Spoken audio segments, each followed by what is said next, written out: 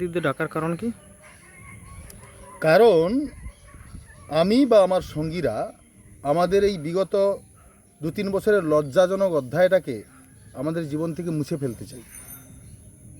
তার কারণ আমরা 22 সালে বিজেপি যখন তৃণমূল কংগ্রেসে যোগদান করেছিলাম, তখন তৃণমূল কংগ্রেসের রাজ্য স্তর, ব্লক স্তর, সমস্ত স্তরের নেতাদের সঙ্গে একটা প্রতিশ্রুতি ছিল যে আমাদেরকে 22 সালের আগে যত মিথ্যে মামলায় ফাঁসানো হয়েছিল সমস্ত মামলাগুলো তুলে নেওয়া হবে।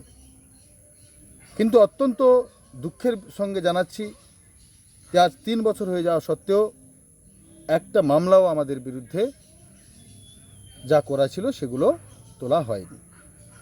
তাই আমরা সমস্ত আমার কর্মী, সঙ্গী, সাথী, সতীর্থ সবাইকে নিয়ে বসে আলোচনা করে রাজনীতি থেকে অবসর গ্রহণের সিদ্ধান্ত নিয়েছি। 26-এ তো বিধানসভা ভোট, পরবর্তী রাজনৈতিক পরিকল্পনা? না, রাজনৈতিক পরিকল্পনা এই মুহূর্তে তেমন কিছু নেই।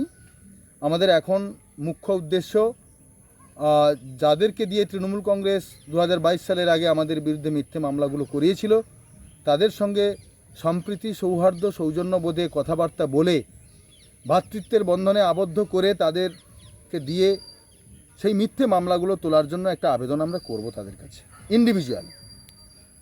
তাতে যদি যতটা সহযোগিতা পাই, যদি হয় ভালো, আর যদি না হয় তখন আমরা পরবর্তী পরিকল্পনা গ্রহণ করব সবাই মিলে বসে।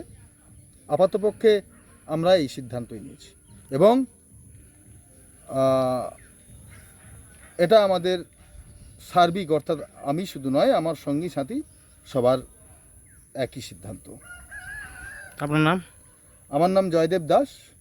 আমি তৃণমূল কংগ্রেসের তমলুক সাংগঠনিক জেলার সাধারণ সম্পাদক তথা নন্দীগ্রাম 1 নম্বর ব্লক তৃণমূল যুব কংগ্রেসের কনভেনার ছিলাম।